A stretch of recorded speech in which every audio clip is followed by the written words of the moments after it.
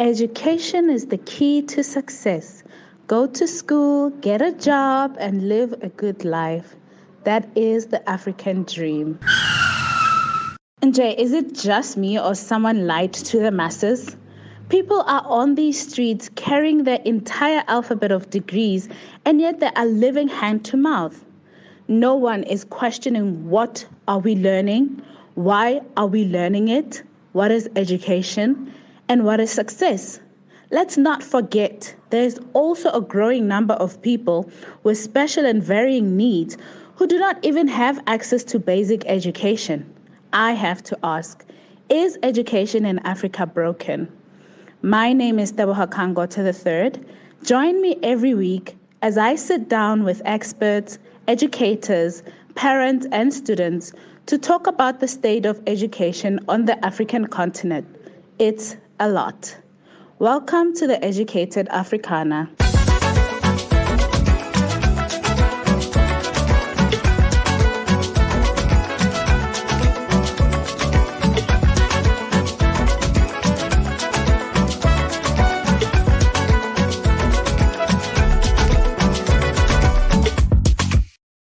Hello. So today is another edition of Educated Africana.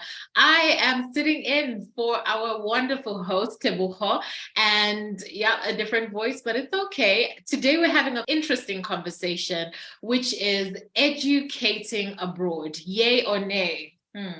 So we have some very apt guests who can, give us a bit of insight into their thoughts around this topic. So please help me welcome Helen from Our Moon. And we have Mo, who is in Oklahoma. And we have Petra, currently in transit. Let's get right into the conversation. Why is it important to educate Africans abroad? Helen, what do you think? Well, if I can start by giving you some context to the work that I do, I run a small international development charity called Our Moon Education, and we work in Zambia with very bright but financially disadvantaged young people who couldn't afford to go to university without the opportunity for full scholarships, which tend to be abroad. And so we work with young people to help them access places abroad. So in that context, it's very important that for them to fulfill their education ambitions, that they can access university somewhere. And so they get to go to universities, some outstanding universities abroad from our programme. I do think it's really good to get different perspectives. And I think that travelling gives you different perspectives, and that's a very good thing for people from all over the world to do. I think it helps us understand other people better. I think it leads to, if you can understand other people and their race, their different races, different religions, it helps to build peace around the world. Well, that's always my hope. So Mo, what is your experience been with educating Africans abroad? I think I would start by, by the way, let me just also put some context. I studied in Nigeria for my undergrad and then moved to the US 11 years ago for my PhD. And as someone who's been on one end as a student, I now work on the other end as an educator. So my perspective will be from those two angles. I think going back to the very first question, I think even the value of education and why Africa needs to, why do we need to even educate the African child? I mean, there's so many reasons. I think the top that comes to mind would be, we know that education is one single factor that can help lift people out of poverty and even build so many skills that will translate to increase or gains in the economy. And I think the growth in the world's labor market right now is in Africa compared to other parts of the world. Africa will grow its population, and in the next 30 years, it's projected that sub-Saharan working age population in Africa will increase more than twofold, which is about 70% of the total world growth. So by educating, focusing on education and just the importance of it, I think it's very impactful, right? But then there's education, there's also access to high quality education, right? Because we need to use that to build skills for the world's future workforce, increase incomes, grow economies, and even expand, our markets. As far as studying abroad, there's no straight answer for me, because I think it depends, right? And I think the cautiousness I'll take to answering the question also lies in my head as a researcher, because we can't always say yes. I mean, there's some things that have absolute yes. When it comes to this question, I think it could be a yes or a no, but it depends on it. And I guess with more questions that you ask, I'll be more than happy to expand on why I'm in the middle point about it. So I hope that answered the question, Joe. And thanks for having me. Thank you. So Petra, would love for you to join in the conversation. What are your thoughts on the importance of educating Africans abroad? Well, I was listening to the two previous speakers, and then I asked myself, when these students go abroad, they study, some of them stay there. Are we not draining Africa, like in terms of intellectuals? We sending our kids out there to study, and then they don't come back home. How are we benefiting from that? And how are we losing out? So just like Mo said, I'm also torn in between. I'm not too sure whether I should say yay or I should say nay, because it works both ways, depending on where you're standing, really. Otherwise, we have had so many cases of children going to study abroad and then they don't come back to Africa. So how are we benefiting? But at the same time, there are some like the one that Helen is working with who decided to come back and at least do something beneficial to the society. So I'm torn in between. Helen, with your experience, what has made it attractive for your students to come back to Zambia, or come back to Africa in general, right? So I think I also share the yes, no, but we're very intentional right from the time that we select our students to talk about the fact that they're getting this education opportunity so that they can contribute back to not necessarily Zambia itself or their immediate communities, but to the African continent in some way. And so right from the time they're selected onto our program, it's conversations that we have with them. And they're accepted onto various study programs. They study in all sorts of universities in different countries. Some of them are in Africa. So there are some excellent universities. There's in particular Ashesi University, USIU in Kenya. So Ashesi's in Ghana, USIU in Kenya, that deliberately develop African leaders. And so university abroad doesn't necessarily mean overseas, but it's looking for those really good universities that help to develop Zambian and African leaders. I think it's always about the intention, and there will always be some students that go off abroad and for whatever reason don't come back. There also might be some students that do certain things that are benefiting Africa or Zambia that they couldn't do at home. So for instance, it's not one of my students, but a student from a similar type of organization was working on developing the COVID vaccine. He couldn't have done that work from in Zimbabwe, his home country, but he could do that from abroad. He was benefiting people around the world and in Africa from the work that he was doing. So I think sometimes it depends a little bit about the work that they want to do, and what I always have asked them to think about is how are you benefiting people in your country, and if they can answer that question, or then I feel satisfied that they're doing something. Ideally, they would come back, and we do a lot of work with them.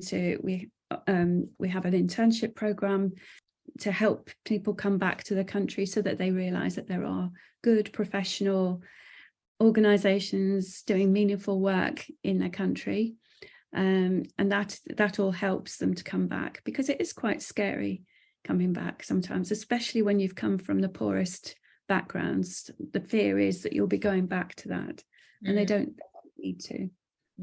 Okay, so Mo, let's dig a little bit deeper. What are the positives? What are the negatives of educating Africans abroad? I mean, the positives would be, okay, before I even go into the positives, let's talk about why we have people moving abroad in the first place for education.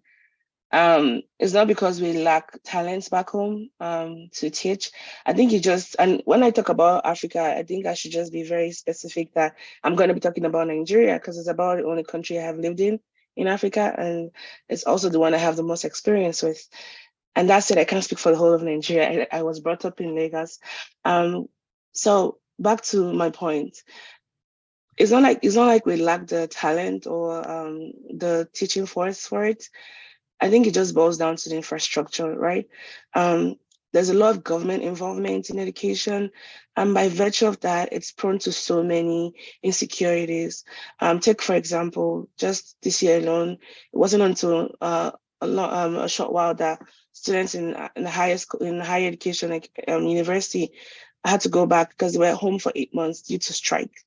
And the strike came about for unpaid wages and some other unsanitary working conditions that the union of educators and were protesting against. But that meant students who were supposed to be in school, working towards getting a degree, they were home for 8 months, right? And imagine just how much you've lost in 8 months, right? And so when people move abroad, and who are those people that even have the means to move abroad? You're talking about those in the middle class for the most part. I mean, you'll find, and then also in the higher class, but the ones that really need it, and the irony is that they're not able to even get access to that, because for you to leave the country, even if you were to get scholarship, you still have to, pay for the application fee, get your visas, pay for your flight tickets, and those things are kind of cost prohibitive for many Nigerians who are living below the poverty level. And so when you're eroding the middle class, I mean, the higher class, those in the higher class, they have the means anyway. So I want to focus on the middle class, because I think those are very pivotal. When you're eroding that middle class, you're also losing a lot, right? But moving abroad will be a gain for those who want to move abroad to study, because it tends to broaden your perspective. You're also able to maybe specialize, maybe even earn higher wages. And then in turn, we can start talking about, we might not be able to talk about Black taxes.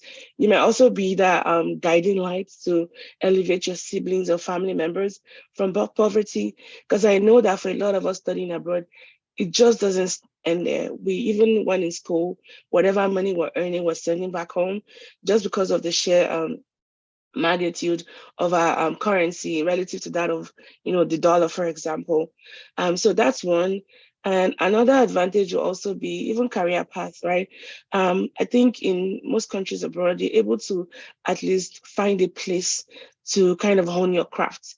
The sad thing I think about Nigeria or even Africa at large is we are not, the courses and our education system is not geared to tackle solutions for the workforce, for the marketplace, right? There's so much emphasis on STEM courses. And by STEM, I think it's even mostly nursing, pharmacy, engineering, medicine. And I say that carefully because, I studied pharmacy and I know I'm privileged in that area. But I think that we've put so much emphasis on those degrees at the expense of even other meaningful. So everybody can be doctors, not everybody can be pharmacists. So I think because we haven't done a good job in utilizing those degrees. I mean, while I was finishing university, and I think this is applicable to everyone in Nigeria, it's supposed to be a project, right? Imagine if we turn those projects into ideas, but a lot of them just die there. They are not turned into ideas or things we can implement in the marketplace, or maybe interventions to build upon to help our environments in one way or the other. So those are some of the things I see as cons. And definitely you're losing a lot of talent when you send people abroad, because chances are you're going to end up staying back. Case in point, when I was living in Nigeria, I nursed the dreams of going back to help in one capacity or the other. But after staying here for 11 years, and every now and then when I go back home, it feels like the distance between those to places like universe away, you know, and I don't feel comfortable here, and I don't think I'll feel comfortable back home. But I found ways to bridge my research and the things I do to Nigeria, because it means a lot to me to keep contributing towards its development. So in few words, that, you know, just some high level details of pros and cons about studying abroad. From your previous comments, you were, you know, not sure why exactly or how the African continent is benefiting when there is a brain drain, right? But do you see any positives? Somehow, yes, there are positives. It's not like I'm saying it's all negative. No. There is cultural diversification. And you find that when they go out there, they bring some new ideas that we're not used to here, which they find beneficial, or which we also find beneficial as a community. But the issue is, in that diversification, there are negatives and positives as well. But then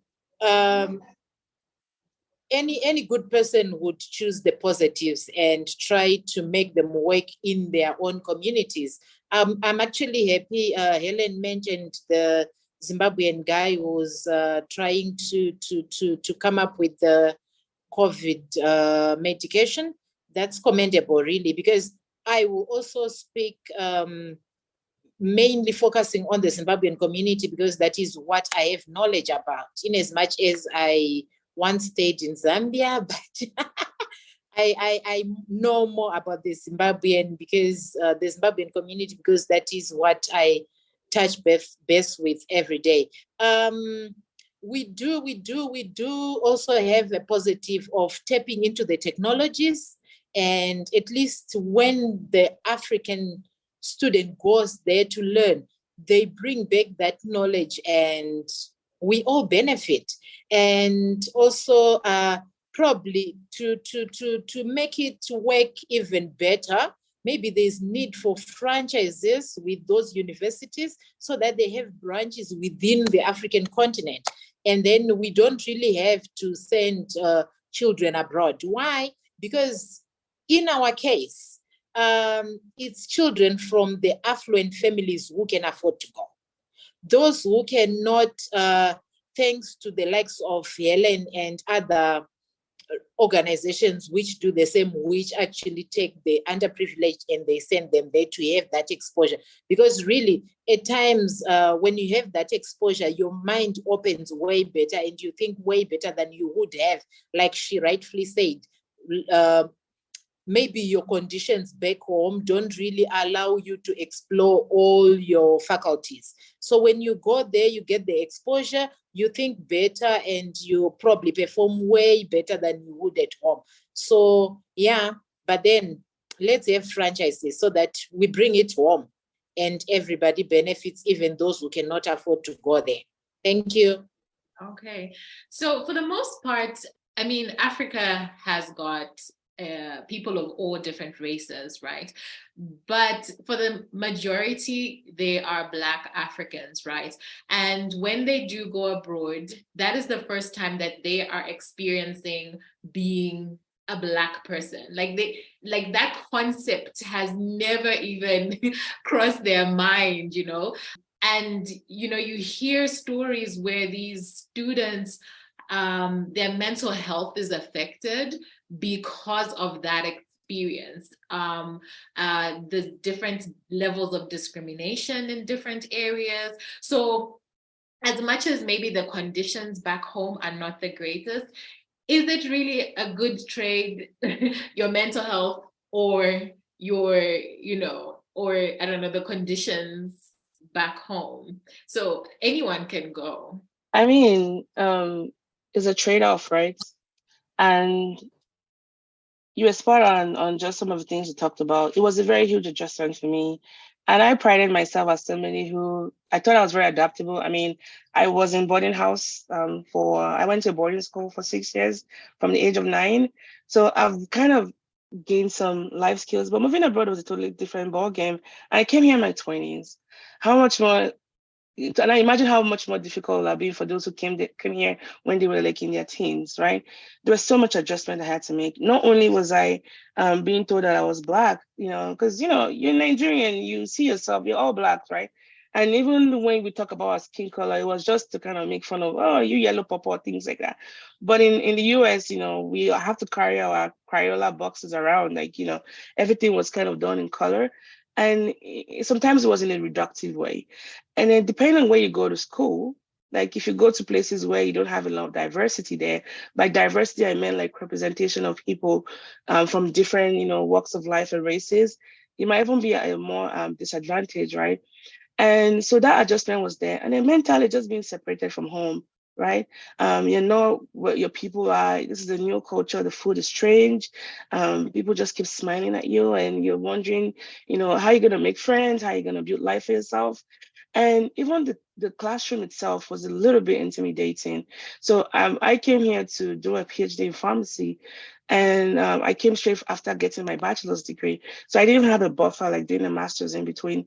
And I knew that I coming from Nigeria, I came here on my merits, right? Because I had to take GRE, I had to do an interview, and it was one of the top 10 schools for my PhD, for any PhD in pharmacy. And so, but getting to it, and in grad school, you find the best of the best, right? And you're competing with, it's a different kind of competition. It's not like there's like, GPA or positions, but it's a form of intellectual competition that goes in place. So you're in a classroom where people are just talking and you're thinking, how can I even hop into this conversation? Because the way I was taught back home, I was given the notes to read and I was supposed to turn everything back verbatim to my professor. I wasn't challenged. Anytime I even had a question that seemed challenging, I wasn't encouraged to ask about it. And I think it was one of the ministers of education in Ghana. He his name, I think Dr. Yao, I'm gonna butcher his name. There was something he said about how we in Africa, we're not building, the education in Africa needs a serious overhaul because we, the kind of education we have is not giving us critical thinking, especially what we need in 21st century. I mean, for Christ's sake, we are in the fourth industrial revolution where we're leveraging technology, Internet of Things to kind of shape how we move into the world and all that. But our education, our curriculum is no one that empowers the African child to ask questions and to challenge the status quo. We're taught to be quiet and not to say anything when the adult is speaking. And so I came to the US tongue-tied. And I was in class where I had the ideas, but I just felt like there was something just blocking those ideas from coming out. And it took a lot because I suffered a lot, with imposter syndrome. Did I belong here? It took a lot. And so that's some of the things international students will have to go through, but it gets better is what I'm trying to say. It gets better, acknowledging and normalizing difficulty. And you can't just sit still. You have to go out there and apply yourself. So because I was studying, something in health, I started watching a lot of nice shows that talked about health issues. I started learning more about the political landscape, and smack dab in the middle of the semester, I just blossomed. I found my voice and I was able to incrementally contribute to the class, so much so my professor picked on it. He was like, I've been wanting to, because I write better than I could talk then, right? And so I write my essays, I had all my points, but when it came for my turn to speak in class, I wasn't quite confident. And so that encouraged me to just keep speaking out. So for anyone listening to this who might be struggling, it's okay to feel the way you're feeling, but don't stay there. Apply yourself, make use of your teaching assistants, stay behind and talk to the professor, talk to your classmates who seem to, get a better grasp, ask them how they're studying, how they come about those ideas. But for an African person, I can imagine it can be quite difficult at first. Helen, what's your experience been with your students and how they have adapted? On which university they go to and how many other Zambians and Africans there are at the university. So for instance, we've got quite it's a small cohort, but we've got a cohort of students at Edinburgh University, for instance, that support each other. And Edinburgh itself has the largest number of African students of any of the UK universities. I think they have about 1,000 African students, so it gives them an incredible community to go to. And I think it makes it a little bit easier That doesn't mean to say it's easy for everyone, but it does make it easier than going to a university where you might be one of the only Zambians they've ever had, and there are just a few Africans on site. We've also got some students studying at Ashoka University, which is in India, near Delhi. And again, we've got a nice little group of them, so they all support each other and help each other. One of the things that we do during our program is, so they study literature, and we generally study the book that I'm sure Mo's very familiar with because it's by a Nigerian author, but it's Americana.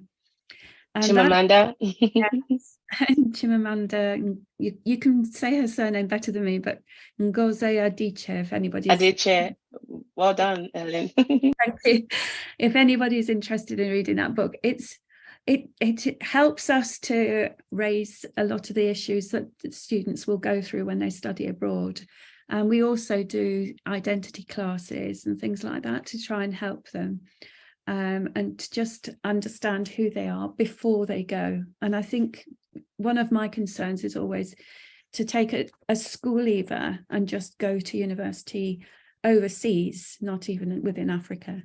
I think it's a very big ask of that student, and I can see that a lot of them would suffer badly from mental health. And even so, some of our students do. What we try and do is also get them used to the fact that they can ask for help. Because again, that's something that Africans aren't encouraged to do in schools and part of the education systems. And so we try and say it's okay to feel bad, and it's okay to ask for help when you feel bad. Don't just suffer on your own. But it is something that's very much in the forefront of my mind when students go off. If I can also say, we're a member of a network of organisations called the Harley Access Network. So there are about, I think at the moment, 45 or so African organisations within the network that help to send students, help students to access university, a lot of which is abroad. And one of the big topics at our annual conference is always, how do we deal with mental health issues? And so again, just at a wider level, it's something that's very much on our minds. And I have a number of students, of volunteer counsellors that support our students as well when they need extra help that they're not getting either during our programme or when they're at university. So, Petra, what are your views? Is it worth it? Because, the mental health effects can go to substance abuse, whether it's drugs, alcohol, just as a way of coping. And then this child, you've sent them abroad, and then, oh my gosh, I have to go and pick up my child because they just can't cope. But is it worth it? Well, from what Helen and Mo are saying, I would say with support, yes, it's really worth it because they have a strong support system. They can manage, they help them to navigate the situation or the environment. But if you fail to get the necessary support, really, that's when you find people abusing drugs, people getting into criminal activities as well, just to fit in the society. So it's neither here nor there. But I think most universities now that do take students have that in place, that support system for them to be mentally okay, because it can actually be draining. Even for an adult, it can be draining. What more some young adult who is going to study? Yeah, so it's neither here nor there. Yeah. So spot on what Helen and Petra just said, and it just reminded me of when I was in grad school.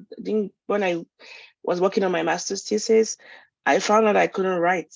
I just was frozen. I couldn't write, and my work was suffering. And I recall my advisor then, and she's someone that doesn't suffer fools. She'll go straight to the point. She'll call you out. She called me into her office and says, "There's something different about you. Are you okay?" I just wanted to know, if you're not doing well, you can always go seek help in a mental health, resources. You don't have to tell them what you're going through. And I think it kind of liberated me, because as an international student, I was kind of worried going to seek help for whatever I was going through, because I thought it was going to jeopardize my visa status. And so my point to this is that make sure you go to a school where, number one, they have a very good infrastructure for you, and the international office also looks out for you, because chances are you might, fall into some immigration issues, or, visa issues, or even some things that might happen to you. Those are your advocates. I don't care how much they're giving you in free tuition. If they don't have an international office or something in that capacity that serves as a liaison for you as an international student, do not go to such schools. And it's okay to seek help. I mean, by going, undergoing counseling for, depression and anxiety, and also my perfectionism tendency, it kind of helped me to kind of gain my power back. And I remember the first time I walked into the therapist office, she asked where I was from, and she said, "Oh, this must have taken you a lot to come here, because I can imagine that being Nigerian is hard for you to seek help." And it just broke me down. I mean, she's white. I mean, she didn't know much about my country, but she understood the importance of me just, coming forward and saying, I need help. My brain is broken and I need help to fix it. So again, yeah. And I also want to encourage parents back home. When your children move here for school, don't just leave them. Don't demand so much from them. There's a law we have to go through to send that stipend and whatever we're earning back home. It's not all roses here. Students will go through a lot. I know of some people who died here by, getting involved in drugs. Like they were maybe serving as drug mules and they got, shots during, an altercation. And these are things people do just to make sure they're, keeping their heads above water. Don't just leave your kids abroad because they're abroad, you think they're doing fine. Check in on them, ask how they're doing, ask specific questions. Not everything in abroad looks glossy. There's a lot of sacrifices that has to be made. And people break their backs sometimes at the expense of their own health just to make it here. Yeah, I mean, just to add on to that, I was going to talk about the parent aspect, because even when we're talking about looking for the schools, like you said, I feel like parents should be asking the right questions. You know what I mean? I almost feel like parents are more focused on, okay, is it a doctor? Is it like, what's the program? But they're not even looking at what type of support, what type of pastoral care is there, with the international office, with the mental health, all of those kinds of things to make sure that your child actually thrives, So my question to you is, what are key questions that a parent should be asking or looking for when scouting schools abroad? I don't have that much experience of parents actually asking questions. For a lot of our students, not all of them, but a lot of our students, their parents are illiterate, and so they don't have that capacity to ask the right questions. They trust us, and that is something that I've been thinking quite a bit about recently, is that I probably should try and spend more time with their parents, helping them to understand. One of the key things that I think that we do talk about, though, is parents put huge demands on their children when they go abroad, asking for money, asking for this, asking for that. And I do try and tell them that the students might be given money, but they're given money because they need it at university. If they're given money for food, it's generally on a card. They don't have cash, so they can't send it home. And the students similarly shouldn't feel guilty, the fact that they get 3 meals a day and maybe their siblings only have 2. So it's looking at those things really. And what I tell the students is that if you can, and if you've got a younger sibling or maybe a cousin who isn't in school or can't afford to go to school, help that one person and see that through, but don't overcommit, and don't sort of keep sending money home, because it will never stop. That need never stops. But yes, in terms of dealing with parents, I really don't have that much experience. Mo, would you have any advice? Sure. Again, this is just me because my child is still very young to be in university or whatever, but and I know Helen has spoken to one aspect of parents, but there's some parents who are quite, knowledgeable about what could be going on. Again, getting in touch with the school's liaison, maybe through the international office or the graduate coordinator, asking about what the career pathway for your child looks like and what level of involvement. Again, if they're coming to university, there's some level of independence they're supposed to have. It's not going to be like, high school or, secondary school where, parents are really hands-on. And because of FEPA policies, which are policies in place to kind of protect, the students from any just exposure whatsoever, that can also impact what level of information parents are given if the students haven't, authorized those release of grades and all that kind of stuff. And so, but definitely asking what the career path looks like, alumni network, mental health resources on campus for my child, what forms of activities that might be culturally appropriate or even culturally enriching for my child. And I think those kind of questions would be kind of good to know. And I think it also shows just how actively involved you might be in your kid's life. And then maybe even asking about how long it's going to take for the program. What are some things that can impact? What if my child needed to take a break, maybe due to some things? How can the child be integrated back? Or in events of maybe illness, sickness, what are the options for my child? There's so many questions to ask. But again, I think those ones I've given should suffice for now. Yeah, those are great. Petra, do you have anything to add? Oh, and I mentioned FEPA. FEPA is Family Education Rights Privacy Act, and it's a federal law that affords parents the right to have access to their, children's education records. But again, there has to be some things in place. The students, for the most part, will have to authorize those kind of release. So that can be quite different for African parents to hear, because it's like, how can I not see my children's group? No, it could be protected under FEPA. Thank you for that clarification. Okay, so this is on a lighter note, guys, on my final question.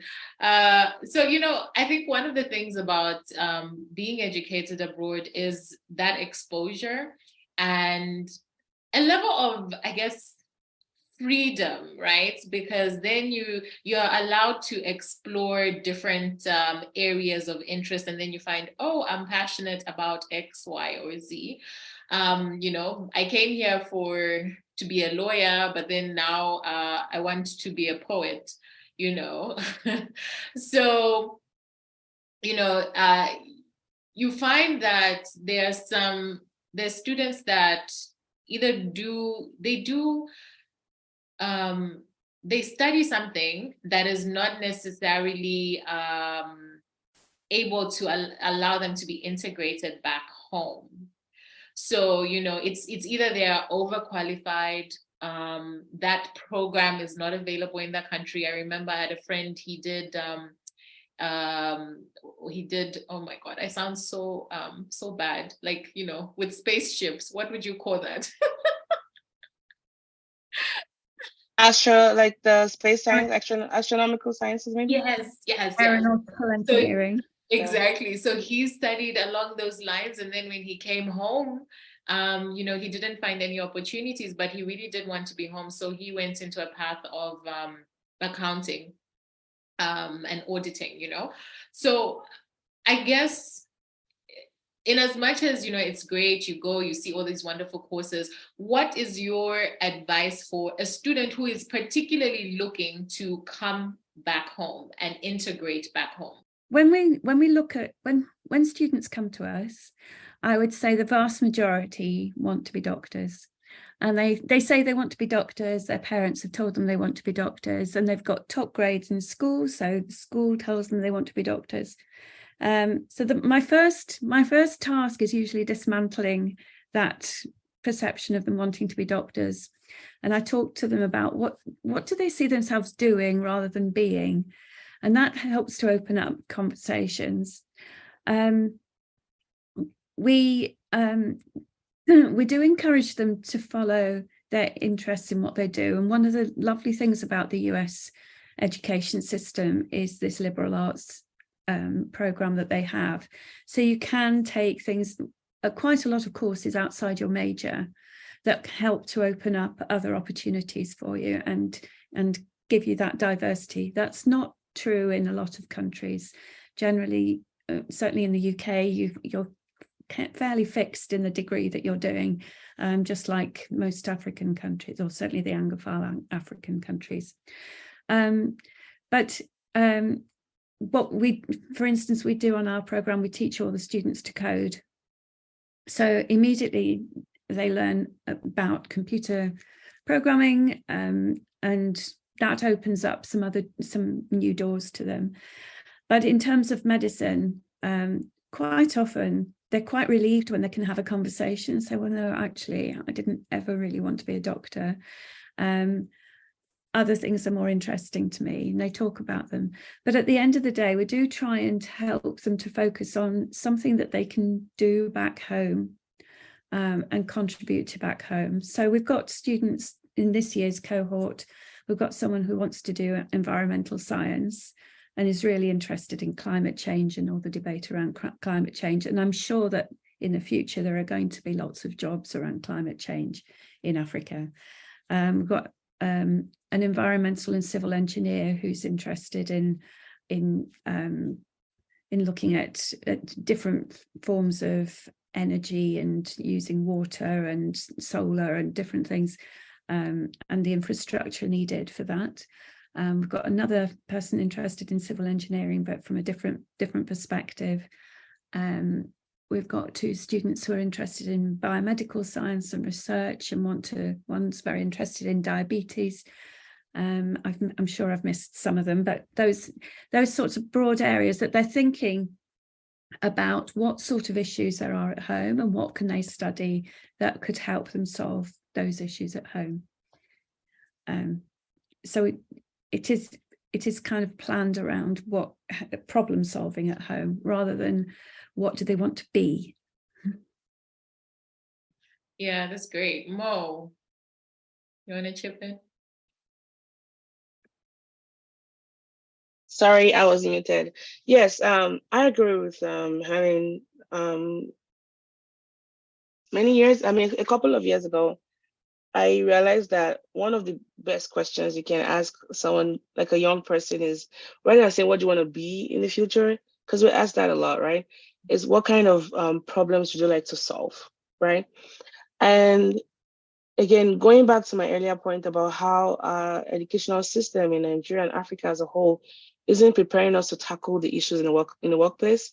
I think those that are going back home, make sure you are aware of just how there could be almost like a reverse form of culture shock for you going back home. Chances are, if you've studied abroad, you've probably gone to a place with, a better quality of life, maybe a more steady power, where things function very well, faster Wi-Fi. Now you're going back home and, trying to adjust to so many other things. But I also see education as like your degree it's more like a compass, right? That I majored in one particular discipline doesn't mean I can't apply myself to something else, right? And this is why we have but like way back in the days when we had the Socratic method of teaching, where you were taught on, philosophy and arts and so many things. And I wish we could bring that form of learning, almost like a Montessori way of teaching adults, right? But again, that said, even if you study space engineering or whatever, you should be able to apply to something that might be science related. If you're even able to even do that pivoting, maybe you might need to take some certification course, but at the very least, your degree should be able to open doors for you, right? Because the rigor of just, of studying, of retaining knowledge, of learning how to think through problems, those are transferable skills that goes above and beyond the label on your degree, right? And I think when I think about just why people leave, and maybe now we'll go back, you have to talk about brain drain. There's no way you can talk about this issue without talking about the brain drain. And when we talk about brain drain, we have to think about push and pull factors. Usually there's some factors pushing you away from your country and they're pulling you away towards that country, right? In Nigeria, for example, even Africa as large, Canada and UK remain top, US actually remain top choices for people to go. And there's a grief to that, because for me, it feels like a reverse form of slavery in a way. But just this time around, we are the ones hopping on the plane voluntarily. They're not like, throwing us in the ship and sending us away. So I studied in Nigeria for my bachelor's degree in pharmacy. My education was heavily subsidized. I maybe paid like less than $500 for the whole 5 years I spent in pharmacy school. That is on the head off. I can't even a credit course here in the US will cost you like $1,000 for just one credit course, and we're just talking about a fraction of a semester. And so with that heavy subsidy that we already receive, what happens? By the time we're done with school, we're harvested away from our country and we're carted off to another country to benefit, from us.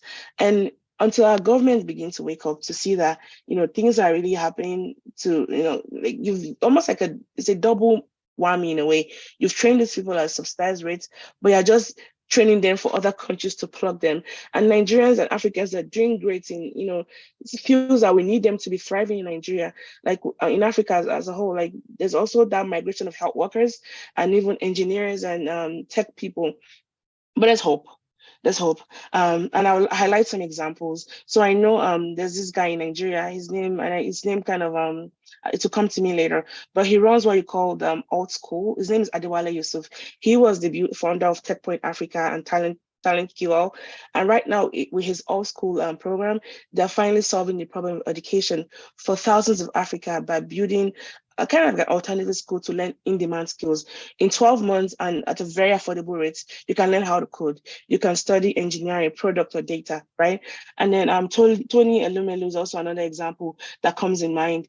And he's done a lot to kind of partner with people in the workforce and seeing how they can bridge the gaps between our education system and that. And then I think we can even talk about what individuals are doing, but the government needs to take education seriously. We need to pay our teachers very well, right? We need to make teachers and educators, they are the backbone of society. They should be paid well. Maybe paid almost the same amount we're paying, healthcare workers, because they shape the economy. And it's why, for example, Finland is considered to be the best education system in the world, because to be a teacher in Finland is almost the rigor it takes. It's almost like going to medical school, and they pay their teachers very well. And there's so much technology they leverage. They also have some very unconventional ways, a child starts school at the age of 7. Your lessons last for 60 minutes. You take 15 minutes break, and you'll have Friday and Saturday off. Tuition is free. There are no assignments. They teach them skills. They teach them how to work in a cafeteria, how to work in an office. You learn soft skills that you can transfer. Again, and being that Finland is a very small country, it's homogeneous, but we still need forward-thinking leaders to know that education is a key, and the picture for the African education will continue to be bleak until our leaders can show some wisdom and political will. Otherwise, we'll keep losing our talents to other parts of the world, and not many people want to go back home. Because the problems will still remain, right? The insecurities, the lack of infrastructure. What are you going back home for? Is the questions you ask often when you think about going back home. But personally, for me, I have found ways to bridge my research by virtue of the kind of work I do in cancer. I'm able to, transfer some of that in, looking at ways to solve the issue of early diagnosis and poor cancer outcomes in Africans. So, my own personal experience is I studied abroad. So I did the UK, then I went to the States, then I came back to Zambia. And just to what you're saying, Mo, where you've got this degree. So I went to a liberal arts school, as you mentioned, Helen, right?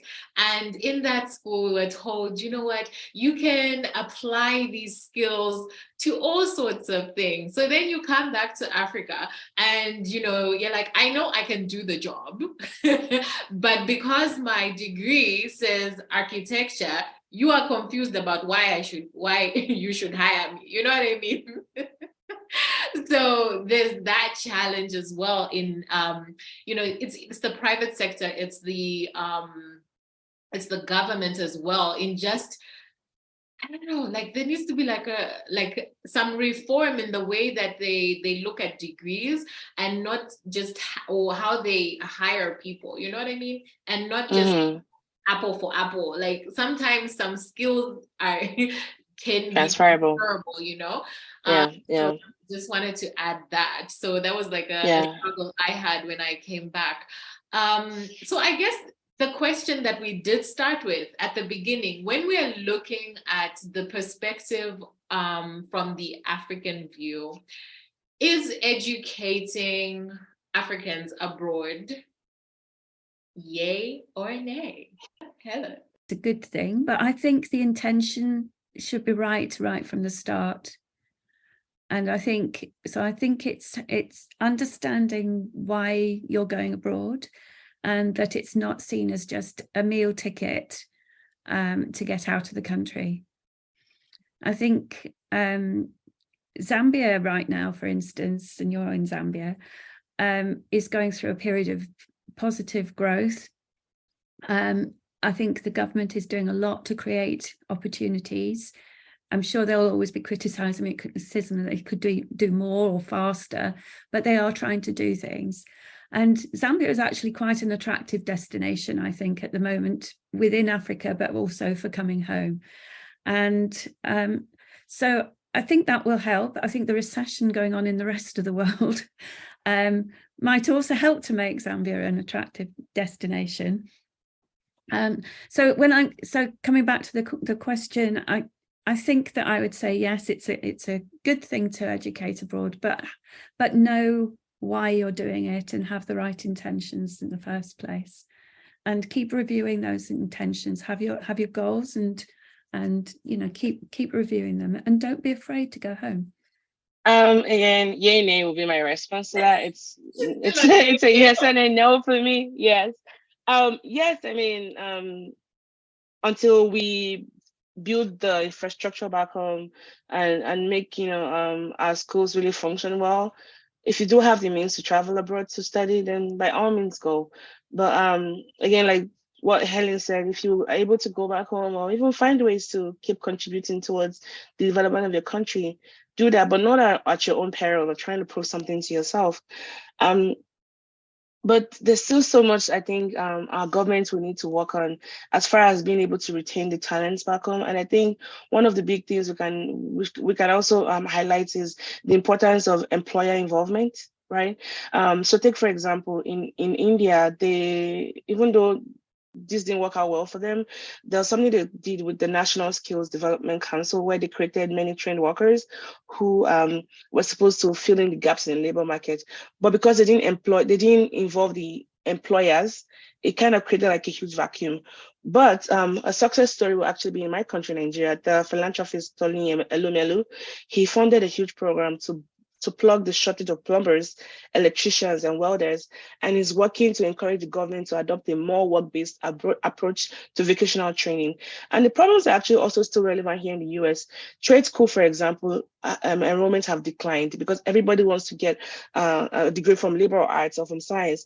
But what's the use of a degree when you end up going to work in Starbucks? No offense to anybody working in Starbucks. You don't want to amass hundreds of thousands of dollars in students in loan just because you want to get a degree that is not being useful for you.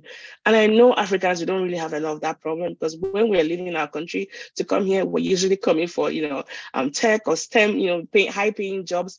But that said, I think emphasis on trade schools, not everybody requires to go to a college. And I say that carefully as someone with with several advanced degrees and working in a university. You don't belong in a university if you don't need to be there. At the very least, if your passion is plumbing or being a lineman, those people earn a lot of money. And if you really enjoy doing it, imagine getting paid for what you do enjoy. So I think we need to normalize that in our countries as well. There's so many things I think we're letting go. And because again, like I said earlier on, our young population is the strength in Africa. No other continent in the world has the growing force we have. Take Botswana, for example, 25% of its population is under 5 years, and the median age in that country is like 26 compared to 40 in the US. I mean, our population is booming, but if you are churning students out who are unemployed and they start falling into, wrong and scrupulous ways of earning money, we're not using our talent. There's so much wastage happening in the country. So we need that private partnership. And I think the universities and the educational system has to be privatized. We've done a lot of success with GSMs and phones and internet and even power supply, because those have been privatized. Why haven't we done that with education? The government can be in everything. This clearly hasn't worked because it's heavily subsidized, and with that also impacts on quality. We can find ways to privatize our education and also involve employers, so that way we are training students who can help solve problems in the real world. Mo, like you're bringing these points and then you're making me think of things like, no, we're supposed to be wrapping up. I'm sorry, I have that effect. I have to just say this really quickly. Okay, so when you were talking about the trades, it made me think about Australia, because to be in the trades is actually more profitable. They get a lot of money. So, you know, it's kind of like the reversed in Australia, which is actually interesting. But, you know, when you're talking about something like trades in Africa, I'll give you an example, and it's not really a trade. I think there's also a deep cultural issue that needs to be solved on this front, right? Because for example, there's a young man, I think he studied engineering. He couldn't get a job, so he decided to start farming. Then his girlfriend dumped him because he's a farmer. So there's this perception, like the young people and, you know, just people in general, they don't see value in, you know, jobs like plumbing, in jobs like carpentry, all of these things, which are always going to be necessary, guys. You know what I mean? Like, you will always need a plumber, you will need a carpenter, you will need an electrician, you will need them. And we have to change the way we see those types of jobs. It's like, for me, it's a cultural issue, because it's like, oh, like, let's say if your child, Lord forbid, brought an electrician as her boyfriend, or, you know, a mechanic. It's like, oh my God, my child is in suffering. You know, it's a cultural problem that needs to be solved as well. Just to add to that. Okay. Agreed. So it became spicy and juicy, but we must come to a conclusion. Thank you so much, Helen, Mo, and Petra. I've thoroughly enjoyed this conversation. Thank you so much for your time. And listeners, we want to keep the conversation going. Please come and find us on socials and let us know your thoughts on educating abroad, yay or nay. Be part of the solution. Talking is not enough. We need action. So I am challenging you today. What are you going to do about what you just heard? Tell us all about it on social media. Tag at Africana Women or hashtag Educated Africana. The Educated Africana is part of the Africana Women Podcast Network. Subscribe, review, and share this episode to help us keep the conversation going. You can also follow us on LinkedIn, Twitter, and Instagram at Africana Women or hashtag Educated Africana. Catch you next week.